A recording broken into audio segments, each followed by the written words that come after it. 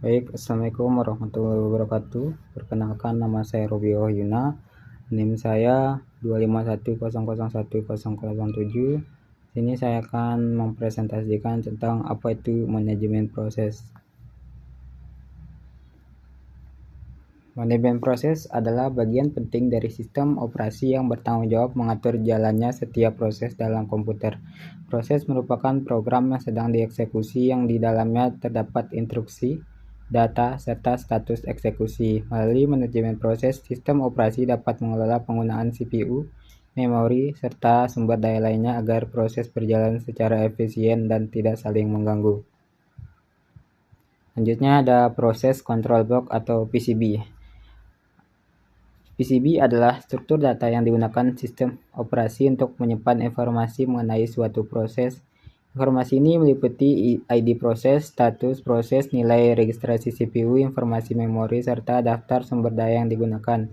PCB berfungsi sebagai identitas utama proses sehingga sistem operasi dapat melanjutkan eksekusi proses dari titik terakhir ketika proses dijadwalkan kembali. Selanjutnya ada beberapa poin-poin di PCB. Pertama ada pointer menunjukkan ke PCB lain untuk antriannya. Kedua ada status proses atau jalan tunggu hingga selesai. Ketiga ada proses number yaitu nomor ID untuk proses. Keempat ada proses counter, alamat instruksi berikutnya yang akan dieksekusi.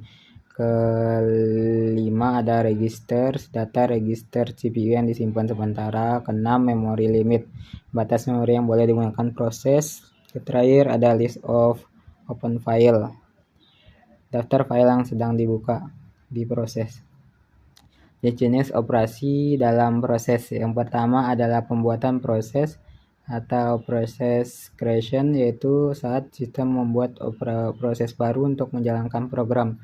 Kedua ada terminasi proses, proses termination, yaitu saat proses selesai dieksekusi dan dihapus dari memori. Ketiga ada block dan unblock, yaitu keadaan di mana proses dihentikan sementara karena menunggu sumber daya dan dilanjutkan kembali setelah sumber daya tersedia. Penjadwalan proses yaitu pemilihan proses mana yang akan dieksekusi oleh CPU.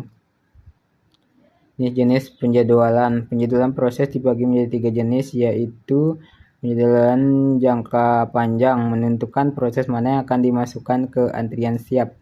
Kedua ada penjadwalan jangka pendek menentukan proses mana yang akan dieksekusi selanjutnya oleh CPU. Ketiga adalah penjadwalan jangka menengah, berfungsi untuk menukar proses dari memori utama ke penyimpanan sekunder atau sweeping. Tujuan utama dari penjadwalan ini adalah untuk memaksimalkan penggunaan CPU dan meningkatkan kinerja sistem secara keseluruhan. Seperti ini contoh-contoh gambaran tentang apa itu sistem yang sedang berjalan. Selanjutnya ada multithreading. Multithreading adalah teknik pemrograman di mana satu proses dapat memiliki beberapa alur eksekusi atau thread yang berjalan secara bersamaan. Setiap thread dapat menjalankan tugas berbeda dalam satu program yang sama. Keuntungan multithreading adalah meningkatkan efisiensi, mempercepat proses,an dan memanfaatkan kemampuan prosesor multicore dengan lebih optimal. Contoh penerapan multithreading adalah pada browser yang menjalankan beberapa tab secara bersamaan. Apa itu? Baik, terakhir ada kesimpulan. Manajemen proses merupakan komponen utama dalam sistem operasi yang memastikan semua proses berjalan secara efisien, teratur, dan terkendali. Dengan adanya PCB, operasi proses penjadwalan, serta multithreading, sistem operasi dapat memanfaatkan sumber daya komputer secara optimal dan mendukung multitasking yang stabil.